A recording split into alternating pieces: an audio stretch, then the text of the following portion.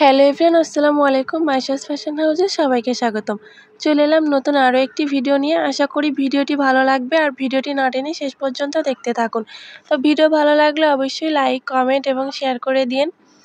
আর আমার চ্যানেলে নতুন নতুন ভিডিও পেতে অবশ্যই চ্যানেলটিকে সাবস্ক্রাইব করে দিবেন। আর যারা অলরেডি সাবস্ক্রাইব করেছেন তাদেরকে অসংখ্য ধন্যবাদ। তো আমি আজকে আপনাদেরকে একটা ৫ থেকে ৭ বছরের মেয়ে বাবুর জন্য একটা রুমাল ফ্রক কাটিং করে দেখাবো। কাটিং এবং সেলাই করে দেখাবো। এখানে আমার ২.৫ হাত বহরের ২ গজ পরিমাণ কাপড় আছে। তো প্রথমেই কাপড়ের ২টা মোহরি মাছ বরাবর ভাঁজ করে নিয়েছি। এরপর এরকম কোনা করে আমি ভাঁজ করে নিয়েছি। দেখতে পাচ্ছেন ওপরের দিকে কিন্তু কোনা হয়ে গেছে, আর এই কোনার দিকটাতে আমার কোমর হবে। তো এটা আমি ঝুলের কাপড় বের করে নেব প্রথমে। তো এই জামাটির কোমর হবে ২৪ ইঞ্চি, ২৪-এর ৪ ভাগের ১ ভাগ হচ্ছে ৬ ইঞ্চি। তো এখানে যেহেতু ৪ পাটে কাপড় আছে, তো ৪ ভাগের ১ ভাগই নিতে হবে। তো ৬ ইঞ্চি আর আমি আরও ১ ইঞ্চি বাড়তি নিয়ে নেব সেলাইয়ের জন্য। তো এই জন্য আমি এখানে ৭ ইঞ্চিতে মার্ক করে দিলাম। তো দেখতে পাচ্ছেন এভাবে করে আমি মার্ক করে দিয়েছি। এবার ইঞ্চি টিপটিকে ওপরের দিকে রেখে এই পাশে ঠিক যত ইঞ্চিতে দাগটা পড়ে ওই পাশেও ঠিক তত ইঞ্চিতে আমরা দাগটা টেনে নিব এবং মাঝ বরাবরও ঠিক তত ইঞ্চিতে দাগটা টেনে নেব। তো এখানে আমার ৯.৫ ইঞ্চিতে দাগটা পড়েছে। তো আমি পুরো রাউন্ড ঘিরে ৯.৫ ইঞ্চিতে দাগটা এভাবে করে টেনে নিলাম। তো এভাবে করে দাগ দিলে কিন্তু জামা ঝুলে যাওয়ার কোনো অপশন নাই। তো এরপর আমরা লম্বার মাপ নিয়ে নেব, অর্থাৎ জামার ঝুলের মাপ নিয়ে নেব। তো এর কারণে আমাকে উপরে যে আমি কোমরের দাগটা দিয়েছি এখান থেকে আমার বডির মাপ বাদ রেখে তারপর লম্বার মাপটা নিয়ে নেব। তো এই জামার বডির লম্বা হবে ১০ ইঞ্চি। তো আমি কিন্তু ইঞ্চি টিপটিকে ওপরের দিকে ১০ ইঞ্চি বাহিরে রেখেছি, রেখে তারপরে আমি লম্বার মাপটা নিয়ে নেব। তো লম্বা হবে ২৮ ইঞ্চি। তো সেলাইয়ের জন্য আমি আরও ১ ইঞ্চি বাড়তি নিয়ে ২৯ ইঞ্চিতে দাগটা টেনে নেব। তো ওপরের রাউন্ডে আমি ইঞ্চি টেপটিকে একটু সরাবো, আবার নিচের দিকেও ইঞ্চি টেপটিকে একটু সরিয়ে সরিয়ে এরকম রাউন্ড করে আমরা মার্ক করে নেব। তো এভাবে করে কিন্তু দাগটা টেনে নেবেন। এভাবে দাগ টেনে নিলে জামা কোনো দিকে ঝুলে যাওয়ার কোনো অপশন নাই। দেখতে ভালো লাগবে, পুরো জামাটা গোল হয়ে থাকবে। আর এরকম রুমাল ফ্রক কিন্তু গোল না হলে ভালো লাগে না।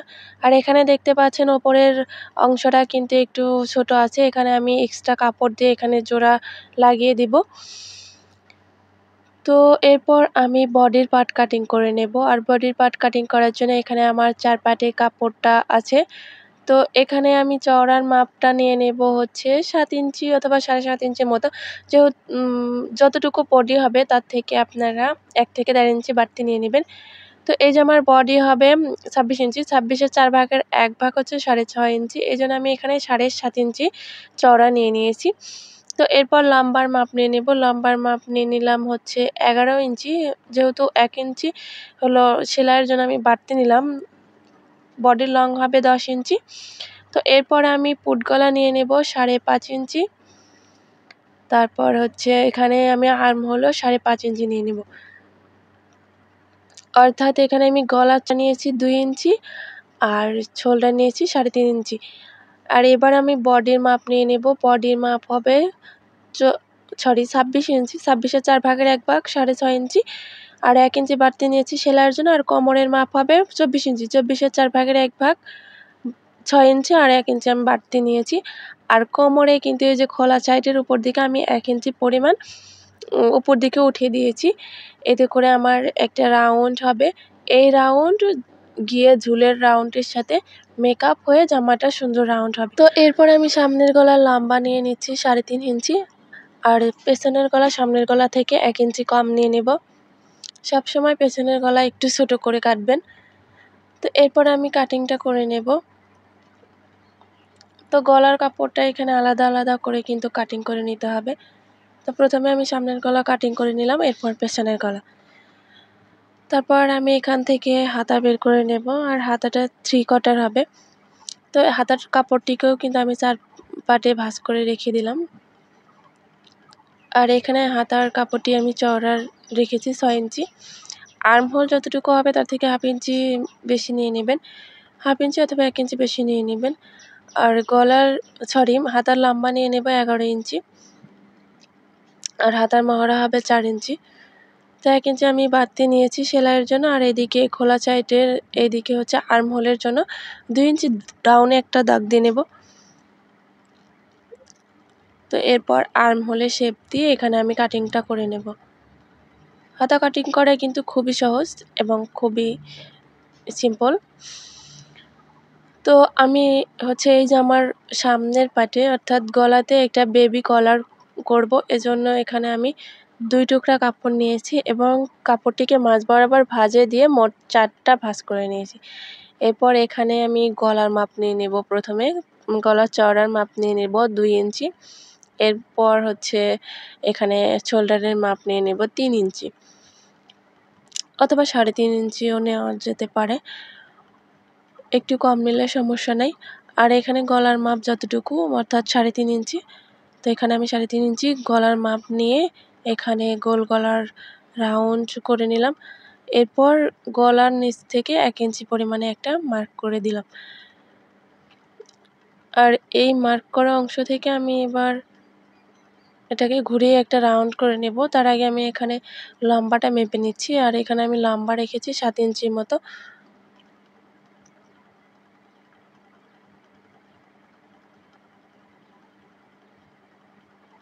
তো এবার আমি এখান থেকে সুন্দর রাউন্ড করে একটা দাগ টেনে নেব।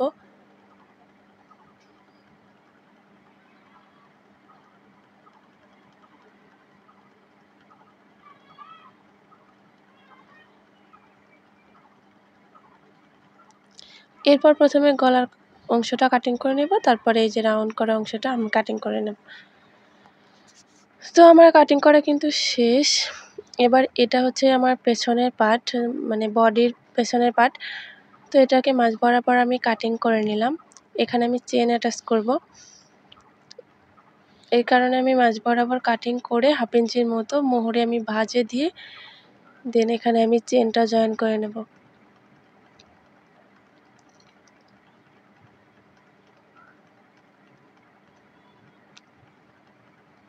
তো আপনারা চাইলে এখানে বোতামও লাগিয়ে নিতে পারেন। এরপর আমি ঝুলের অংশটাকে এভাবে মাঝ বরাবর ভাঁজ করে মাঝ বরাবর একটা কাট বসিয়ে দিলাম। এবার বডির পার্টটাকেও আমি মাঝ বরাবর ভাঁজে দিয়ে একটা কাট বসিয়ে নিয়েছি। এরপর 2টা কাট বসানো অংশ একসাথে ধরে এটাকে সেলাই করে নেব।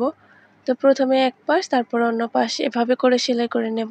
এভাবে করে সেলাই করে নিলে কম বেশি হবে না, দুদিকে সমান সমান থাকবে।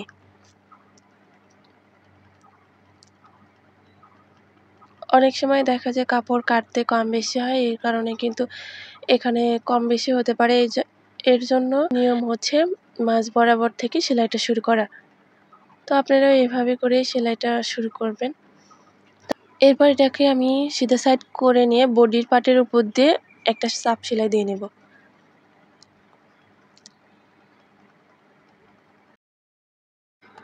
একইভাবে একই নিয়ম ফলো করে পেছনের পার্টটাও জয়েন করে নিতে হবে।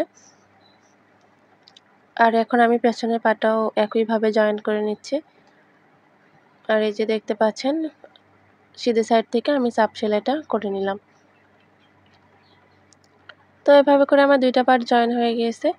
এবার এই যে আমি বেবি কলারটা তৈরি করে রেখেছিলাম অর্থাৎ কাটিং করে রেখেছিলাম, এটা ডাবল পার্ট হবে। তো একটা পার্টকে আমি হচ্ছে সিধে সাইড করে রেখে দেন অপর পার্টটাকে হচ্ছে উল্টো সাইড করে রাখলাম। মোহরে দিয়ে একটা সেলাই করে নিতে হবে, নিয়ে এটাকে সিধে সাইড করে নিতে হবে। তো এই যে দেখতে পাচ্ছেন এবার আমি মোহরি দিয়ে সেলাইটা করে নিব, আর এখানে 1/2 ইঞ্চির মতো বাড়তি রেখে সেলাইটা করে নিতে হবে। একবারে মোহরি ঘেঁষে সেলাই করে নিলে সেলাইটা খুলে যাওয়ার সম্ভাবনা থাকে, তাই এখানে 1/2 ইঞ্চি পরিমাণ কাপড় বাড়তি রেখে তারপরে সেলাইটা করে নেবেন।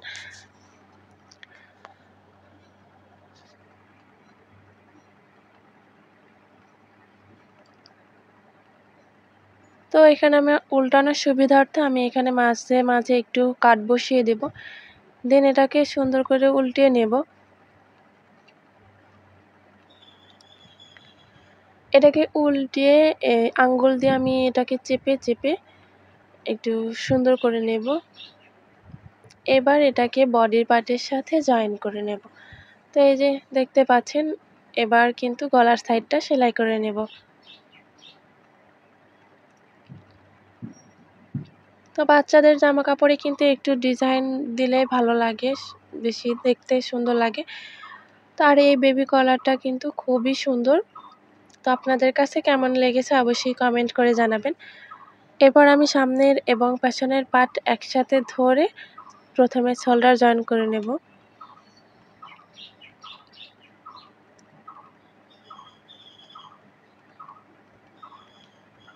তো শোল্ডার জয়েন করা হয়ে গেলে এবার আমি সাইড সেলাই করে নেব।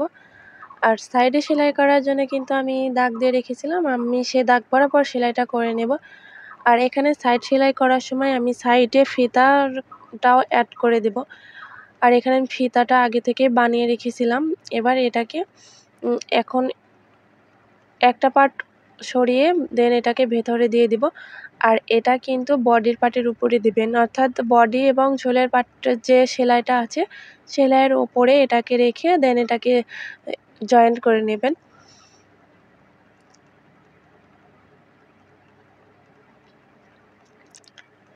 তো একইভাবে দুইটা সাইডই সেলাই করে নিতে হবে, আর দুইটা সাইডেই কিন্তু ফিতাটা আপনারা অ্যাড করে নেবেন।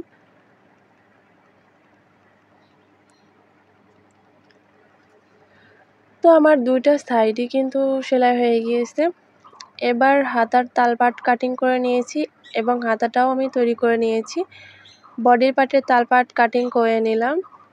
এরপর আমি হাতাটাকে বডির সাথে জয়েন করে নেব। তো আমি হাতাটিকে সিধে সাইড করে নিয়েছি আর বডির কাপড়টা কিন্তু উল্টো সাইডে আছে। এবার আমি গলার ভিতর দিয়ে হাতার কাপড়টিকে ঢুকিয়ে দিয়ে দেন এই যে আর্ম হোলের দিক দিয়ে বের করে দিলাম।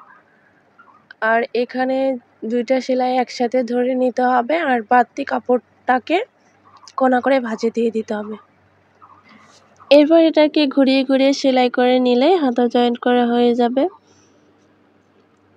হাতা জয়েন্ট করা কিন্তু অতটা কঠিন না, খুবই সহজ।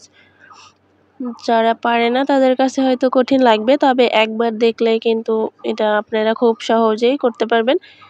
এরপর আমি গলার পট্টি লাগিয়ে নেব। এখানে আমি গলার পটির কাপড়টা কাটিং করে রেখেছিলাম। আর পটির কাপড় কিন্তু আপনারা কোনা করে কাটবেন। সবসময় এটা মাথায় রাখবেন, কোনা করে কাপড় কাটলে এটা দেখতে সুন্দর লাগে। আর যদি সোজা কাপড় হয় তাহলে উল্টানোতে প্রবলেম হয়, কুচি কুচি হয়। তো এখানে আমার জয়েন্ট করা হয়ে গেছে। এরপর আমি একটু মাঝে মাঝে কাট বসিয়ে নেব।